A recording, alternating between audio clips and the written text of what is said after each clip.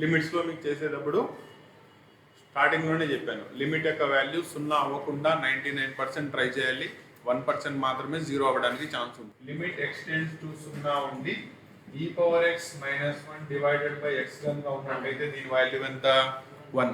దేనికి అయ్యా అంటే it becomes single logarithm to the base a/b అవుతుంది, అంతే తప్ప log a by log b అవ్వదు. ఇక్కడి నుంచి ఆ ఫాము డైరెక్ట్లీ లేదు, మార్చుకోవాలి. ఎలా మారుస్తారు? ఈ టైప్ ఆఫ్ ప్రాబ్లమ్స్ ఇచ్చినప్పుడు ఎప్పుడూ పాయింట్ గుర్తుపెట్టుకోండి,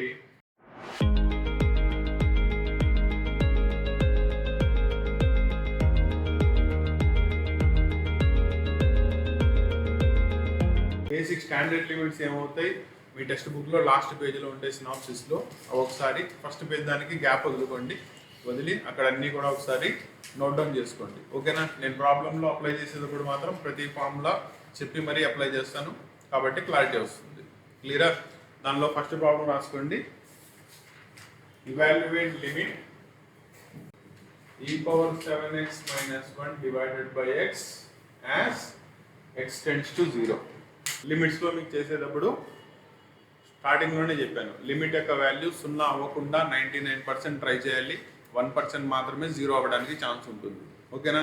సో ఆ 90% దాంట్లో నీకున్న ఆప్షన్స్ అన్నీ చూసేయాలి. క్యాన్సిలేషన్స్, రేషనలైజేషన్స్, ఫ్యాక్టరైజేషన్ చేయడం అన్నీ కుదరలేదనుకోండి, అప్పుడు ఆ 1%లో అది 0 ఉంటుంది కాబట్టి ఇంకా దాని వాల్యూ 0 అని రాస్తాం. ఓకేనా?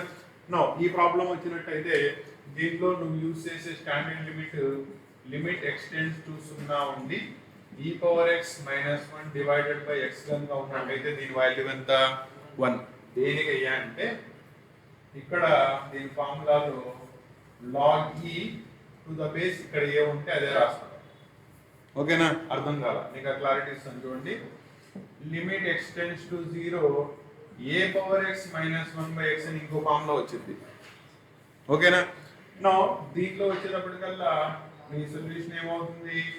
log a to the base e అంటే ఇక్కడ బేస్ వాల్యూ ఎవరైతే ఉన్నారో అదే నీకు లాగరిథం లో వస్తుంది. నో దీంట్లో వచ్చేటప్పటికల్లా ఏముంది? ఇక్కడ e ఉంది, అవునా?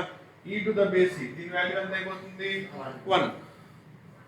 క్లారిటీ వచ్చిందా? అందువల్ల ఈ ఫార్ములాలో దాన్ని అప్లై చేయాలి. క్లియరా?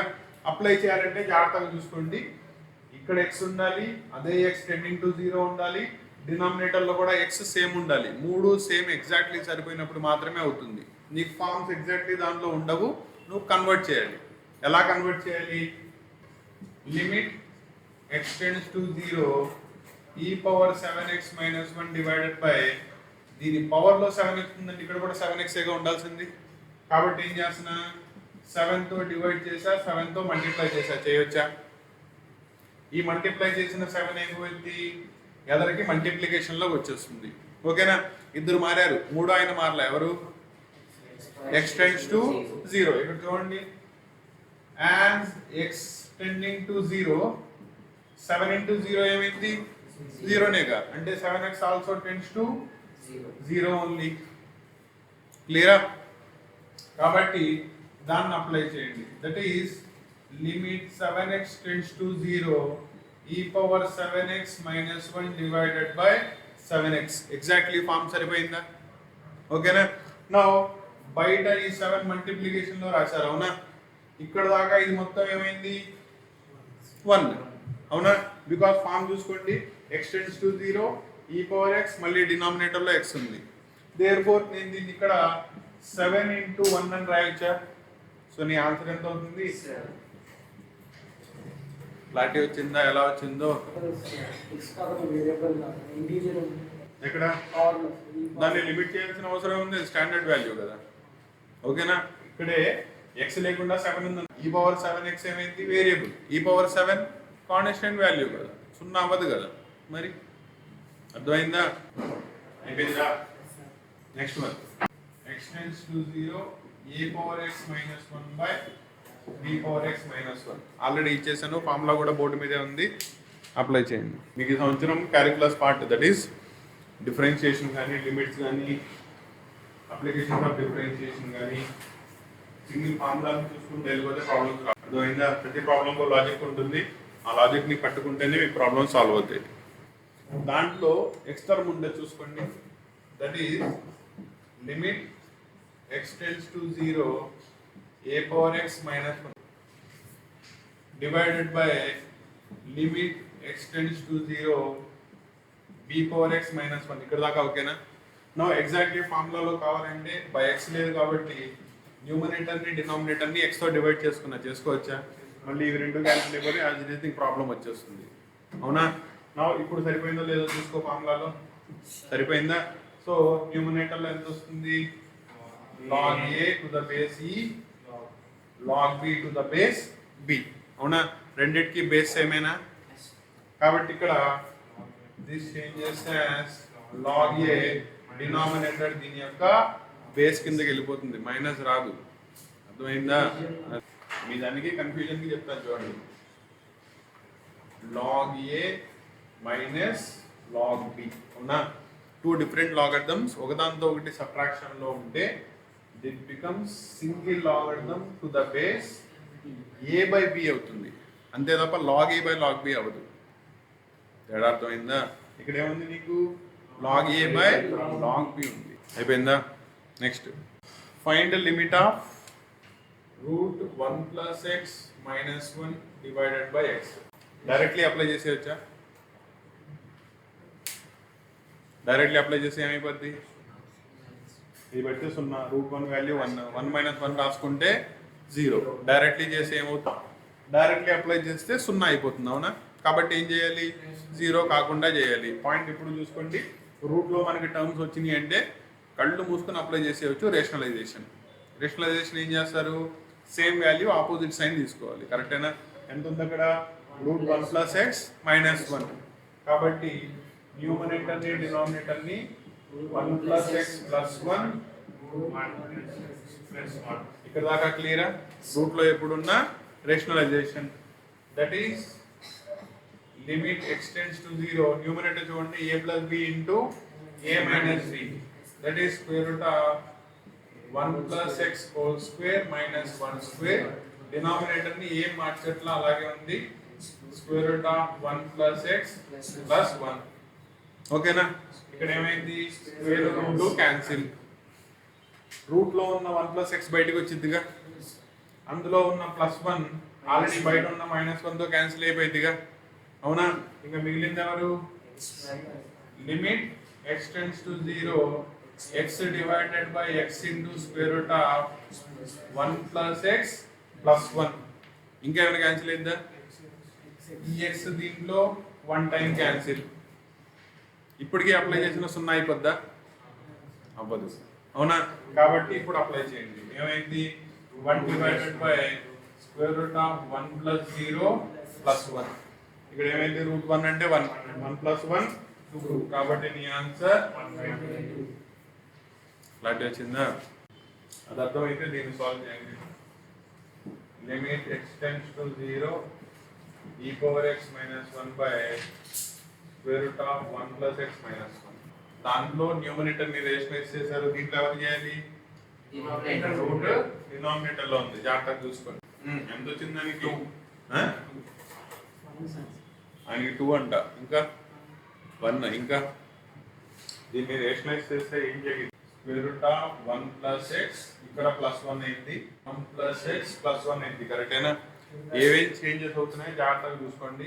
ఇక్కడ నుంచి ఇక్కడికి చేసుకున్నట్టయితే ఇందాక క్యాన్సిల్ అయినట్టు 1 1 క్యాన్సిల్ అయిపోయింది, ఎక్స్ మిగిలింది. ఆ ఎక్స్ మొత్తం దీనికి ఇచ్చేసామనుకో ఈ power X minus 1 by X ఎంత? 1 అయిపోయిందా? ఈయన ఆల్రెడీ క్యాన్సిలేషన్ అయిపోయారు, మిగిలింది ఎవరు? ఇదేనా? దాంట్లో అప్లై చేసుకుంటే ఏమైంది? 1 ప్లస్ 0 అంటే 1 మిగిలింది. 1 ప్లస్ 1 ఎంత? 2. 2 1s are 2. అర్థమైందా? సో ఇందాక డినామినేటర్ లో మిగిలిన 2 కాస్త ఈసారి న్యూమరేటర్ లో మిగిలింది. క్లారిటీ వచ్చిందా? Next one, limit of x tends to 0 cos ax minus cos bx divided by x square. ఓకేనా? Most important model. ఇందులో ఫామ్ ఏంటి అప్లై చేయాలి అనేది ముందే చెప్పేస్తున్నా, జాగ్రత్తగా చూసుకోండి. సైన్ కాసంతో వచ్చినప్పుడు ఫామ్స్ ఏమంటే x టెన్స్ టు 0 సైన్ లో తీసుకుంటే కనుక sin x బై x ఉంటే 1. అదే కాస్ లో తీసుకున్నారు అనుకోండి limit x tends to 0 cos x is equal to 1 because cos 0 value 1 కాబట్టి దానికి డినామినేటర్లో x అవసరం లేదు. ఓకేనా? కానీ ఇక్కడి నుంచి ఆ ఫాము డైరెక్ట్లీ లేదు, మార్చుకోవాలి. ఎలా మారుస్తారు? ఈ టైప్ ఆఫ్ ప్రాబ్లమ్స్ ఇచ్చినప్పుడు ఎప్పుడు పాయింట్ గుర్తుపెట్టుకోండి, ఇక్కడ మీకు రెండు ఫార్ములాస్ పనికి వస్తాయి. That is cos c plus cos d, cos c minus cos d. అర్థమైందా? cos c plus cos d అయితే దీని formula 2 cos c plus d by 2 cos. అదే మైనస్ లో అంటే మైనస్ 2 sin sin అకార్డింగ్లీ దాన్ని అప్లై చేసుకోవాలి. ఇప్పుడు ఏది అప్లై చేయాలి? నేను మైనస్ ఉంది, అవునా? కాబట్టి ఆ -2 గారిని బయటికి రాసేస్తున్నా. Limit x tends to 0 sin first ఇది ఎంత అయింది? ax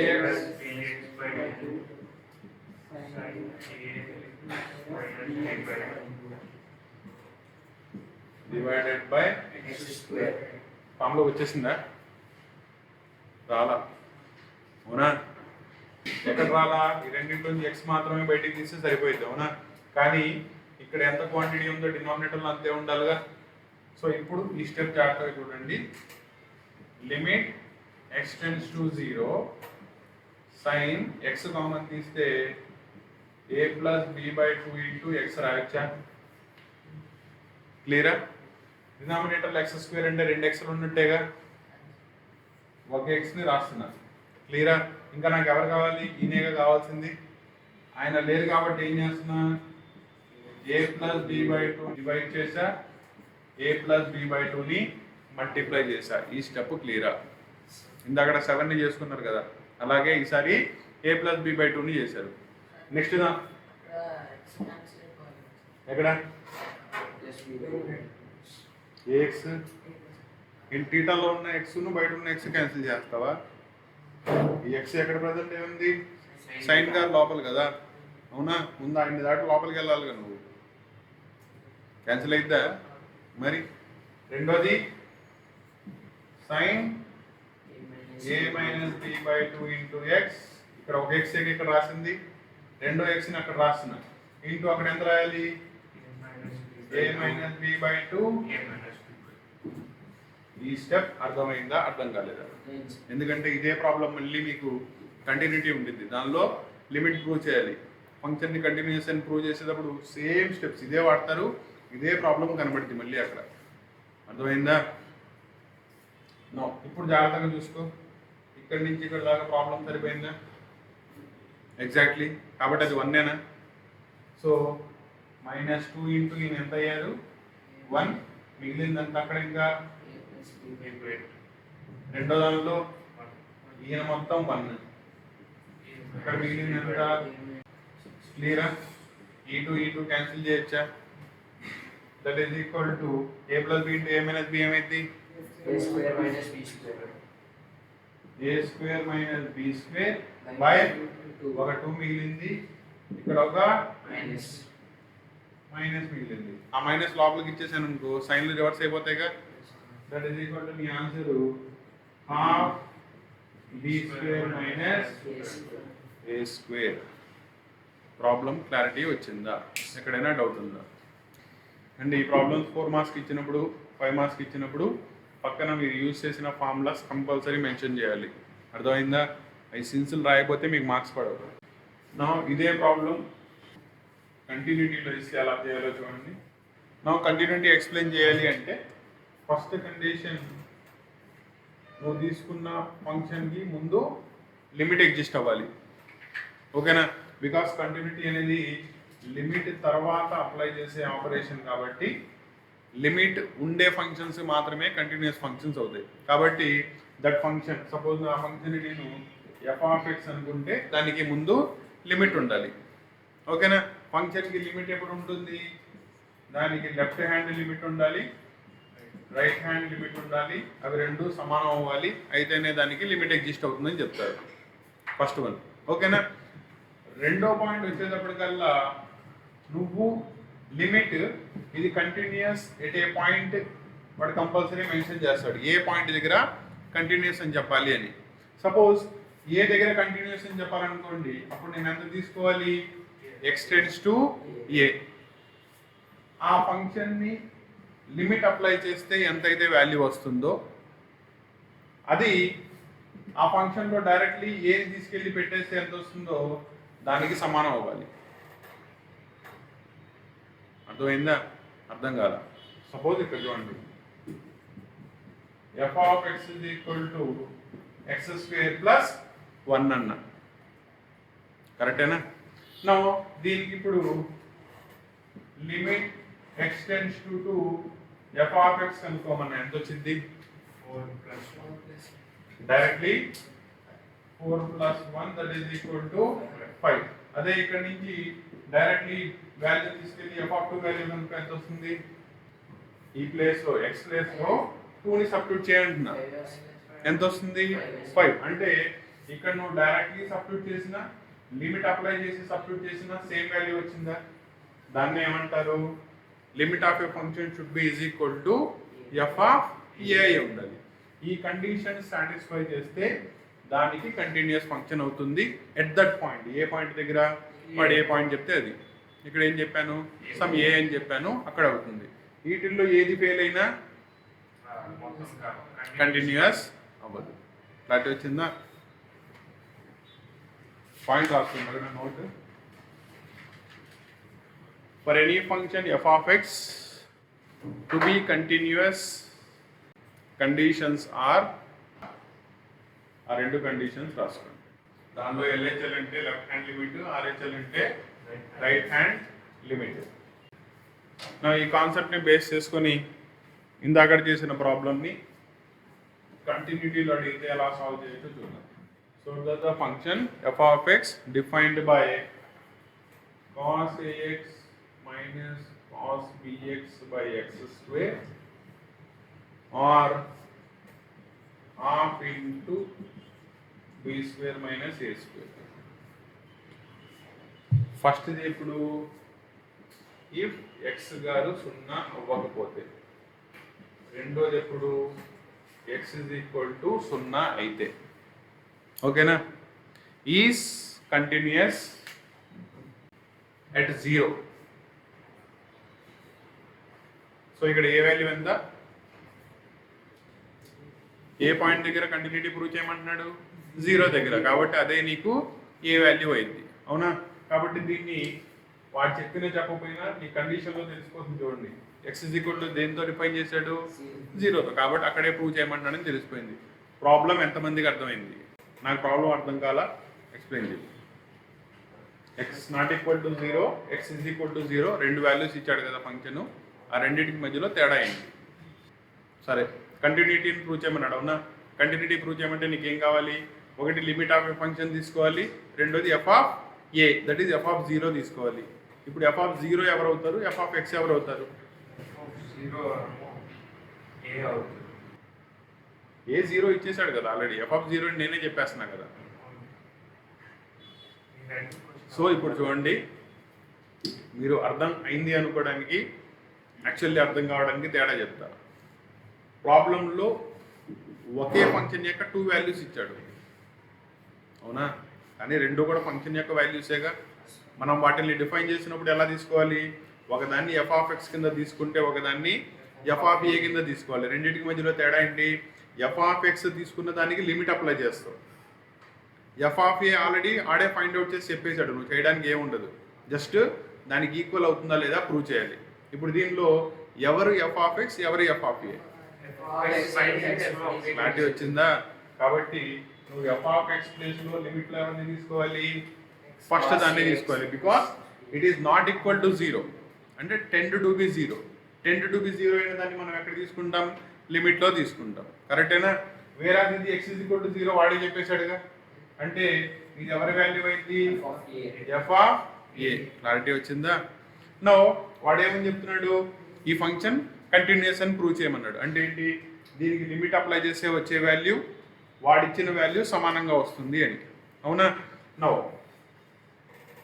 ఎవరికి లిమిట్ అప్లై చేస్తావు? ఫస్ట్ దానికేగా. That is limit x tends to ఎంత తీసుకోవాలి? 0 ఆఫ్ ఎఫ్ ఆఫ్ ఎక్స్. కరెక్టేనా? That is equal to limit x tends to 0 f of x అంటే ఇక్కడ cos ax cos bx divided by x square. ఇది already ఇప్పుడే solve చేసింది. ఎంత వచ్చింది? ప్రాసెస్ గుర్తుందా? That is 1 by b square minus a square. దీన్ని 1 అనుకోండి. ఆల్రెడీ వాడు ఇచ్చిందని 1 అనుకోండి, మీకు ఈజీగా ఉంటుంది. ఇప్పుడు మీరు ఫైండ్ అవుట్ చేసింది ఏంటి? 2. From this one and this one నువ్వు ఫైండ్ అవుట్ చేసిన limit x tends to 0 f of x value directly f of 0 కి సమానమైందా? అంటే వాడు చెప్పిన ప్రాపర్టీ సరిపోయిందా? ఎక్స్టెండ్స్ టు ఏ ఎంతైతే ఉంటుందో ఆ limit of your function apply చేస్తే డైరెక్ట్లీ అదే రావాలి. నువ్వు రెండో దాన్ని సాల్వ్ చేయాలి అవసరం లేదుగా, వాడే చెప్పేశాడు. రెండు సమానం వచ్చింది కాబట్టి 0 దగ్గర ఇది కంటిన్యూస్ అవుతుందా అవదా? క్లారిటీ వచ్చిందా? Hence the function is continuous at X is equal to 0. Clarity వచ్చిందా? కాబట్టి నీకు ఎప్పుడు కూడా ఈజ్ ఈక్వల్ టు అని ఇచ్చింది డైరెక్ట్లీ ఎవరి వాల్యూ అవుతారు? ఎఫ్ ఆఫ్ ఏ వాల్యూ అయింది. నాట్ ఈక్వల్ టు ఇచ్చింది దాన్ని ఎవరికి ఎలా తీసుకోవాలి? దాన్ని ఎఫ్ ఆఫ్ ఎక్స్ చేసి దాన్ని లిమిట్ అప్లై చేయాలి. క్లారిటీ వచ్చిందా?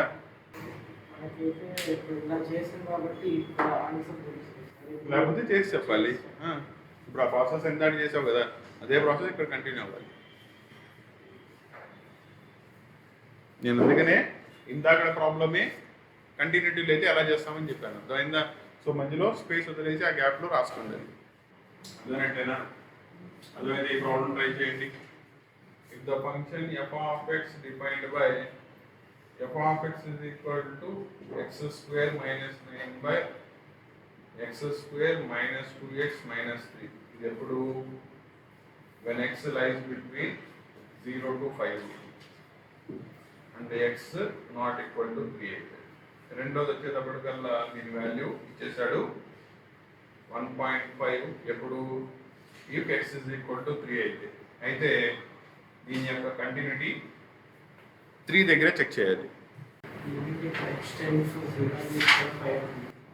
అది ఏ పాయింట్ చెప్తున్నాడు చూడు, ఎక్కడ ప్రూవ్ చేయాలి? 3. కాబట్టి ఆడు ఎక్స్ వాల్యూ 0 to 5 అన్నప్పుడు 0 to 5 మధ్యలో ఇన్ఫినిట్ నెంబర్ ఆఫ్ వాల్యూస్ ఉంటాయి. అవునా? దానిలో మనకు ఒక పాయింట్ వాడు స్పెసిఫై చేయాలి, లేకపోతే చెప్పలేము. ఆ పాయింట్ స్పెసిఫై చేసింది ఎక్కడ? 3. కాబట్టి మనం అక్కడ చోటు చెప్తే సరిపోతుంది. చెప్పు ఏది కండిషన్, దాని బౌండరీస్ అక్కడి నుంచి ఎక్కడ ఉంటాయి. ఈక్వేషన్స్ అలా ఉన్నప్పుడు దానిలో చేయడానికి ఓన్లీ ఆప్షన్ డినామినేటర్లో న్యూమరేటర్లో ఫ్యాక్టరైజ్ చేయండి. అర్థమైందా? రేషనలైజేషన్ ఒకటి, ఫ్యాక్టరైజేషన్ ఒకటి, స్టాండర్డ్ లిమిట్స్ ఒకటి. దాంట్లో ప్రాబ్లంలో మీరు చూస్తే ఎక్స్ స్క్వేర్ మైనస్ 9 నేను 3 స్క్వేర్ అని రాయొచ్చా? A square minus b square ఫామ్లోకి వచ్చిందంటే a plus b into a minus బిలోకి వస్తుందా? డినామినేటర్ని x square minus 2x minus 3 factorise చేసామనుకో x square minus 3x plus x minus 3 రాయొచ్చా? సో ఫ్యాక్టరైజ్ చేసి ఎక్స్ కామన్ తీస్తే x minus 3 plus 1 కామన్ తీస్తే x minus 3. సో ఫ్యాక్టర్స్ ఇప్పుడు కూడా 0 అయిద్దా? మరి ఇప్పుడు అప్లై చేయండి. ఎంత వచ్చింది? Limit x tends to 3 numerator x plus 3 x minus 3 denominator x plus 1 x minus 3. దీంట్లో x minus 3 గారు క్యాన్సిల్ అయిపోయారు. అవునా? ఇప్పుడు x టెండ్స్ టు 3 ని అప్లై చేయి. సో 3 plus 3 ఎంత? 6 డివైడెడ్ బై 3 plus 1 4. ఇది దీనిలో 3 టైమ్స్, దీనిలో 2 టైమ్స్. 3/2 అంటే ఎంత? 1.5 కదా. That is directly equal to ఎవరికి సమానం? ఎఫ్ ఆఫ్ 3 కి సమానం అయింది. అవునా? కాబట్టి 3 దగ్గర కంటిన్యూస్ అవుతుంది. క్లారిటీ వచ్చిందా? నువ్వు ఇక్కడ డైరెక్ట్లీ అప్లై చేసాము ఫంక్షన్ ఇదే కదా, ఇందాక పాయింట్ తీసుకున్నావునా? ఈ వాల్యూ ఎవరు? ఎఫ్ ఆఫ్ ఏ. కరెక్టేనా? ఇక్కడ దాకా క్లారిటీ ఉందా? నెక్స్ట్ చూడు, దీన్ని సాల్వ్ చేయాలి. ఎక్కడ సాల్వ్ చేయాలి? టెండ్స్ టు 3 దగ్గర. 3ని తీసుకెళ్ళి డైరెక్ట్లీ పెట్టు. 3 స్క్వేర్ మైనస్ 9 అంటే 9 మైనస్ 0 అయిపోతుంది కదా. నేనేం చెప్పా, సున్నా అవ్వకుండా ట్రై చేయాలి.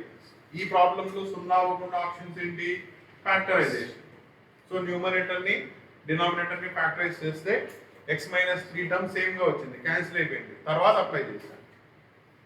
అర్థమైందా? So factorisation is the second procedure. Continuity models అర్థమైనట్టేనా అమ్మా? కంటిన్యూటీలో సేమ్ ప్రాబ్లమ్స్. ఒక ఫంక్షన్ దానిలో వాడు ఇచ్చేస్తాడు, ఒకదానికి డిఫైన్ చేసుకుంటాడు. మనం ఏది ఎఫ్ ఆఫ్ ఎక్స్ ఏది కాదని చూసుకోవాలి. నెక్స్ట్ చూడండి, ఇన్ఫినిటీ మోడల్స్.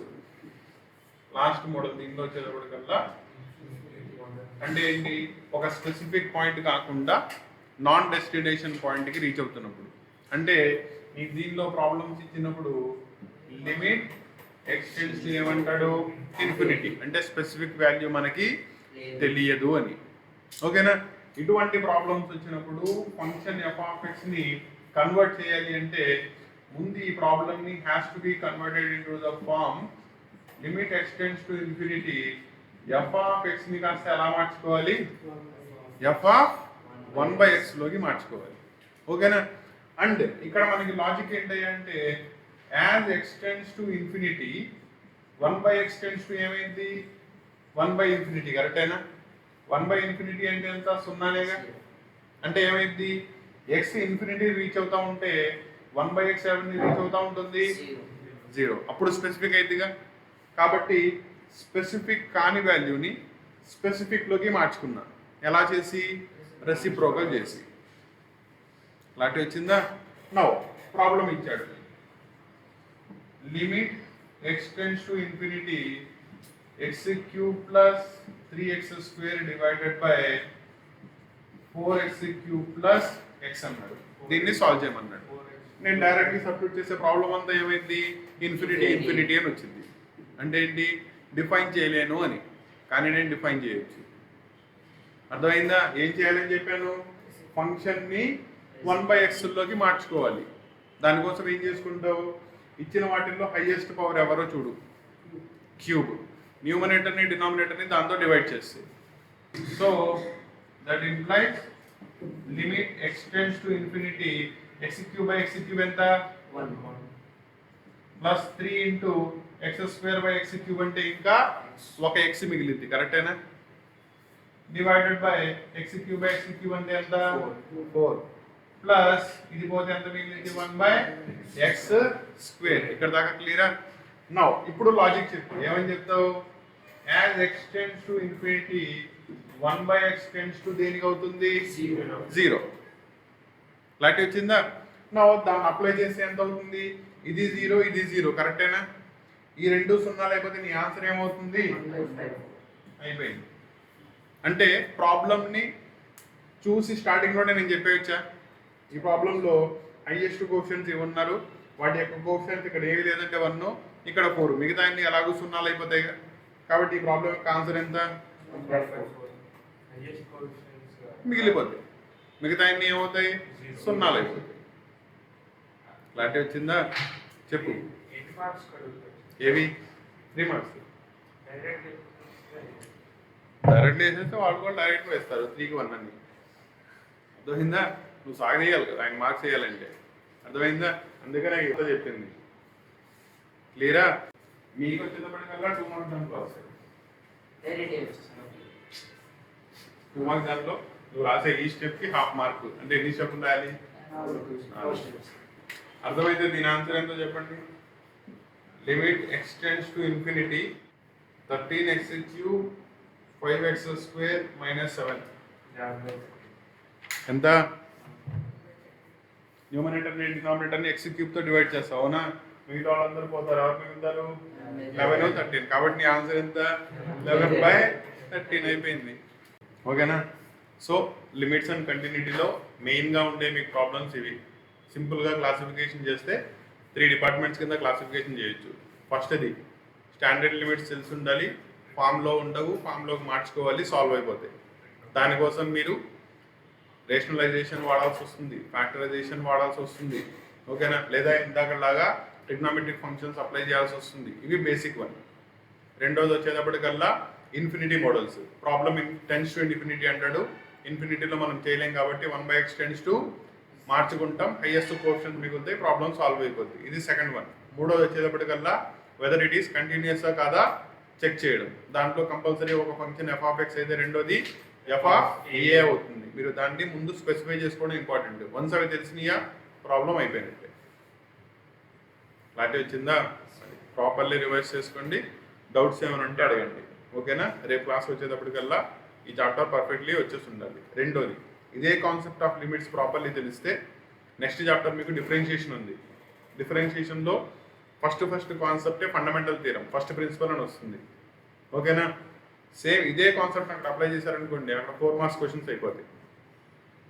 అర్థమైందా? కాబట్టి ఇది సీక్వెన్స్లో చెప్పడానికి రీజన్ ఏంటంటే లిమిట్స్ వస్తేనే డిఫరెన్షియేషన్స్ వస్తాయి, డిఫరెన్షియేషన్ వస్తేనే అప్లికేషన్స్ వస్తాయి. క్లియరా?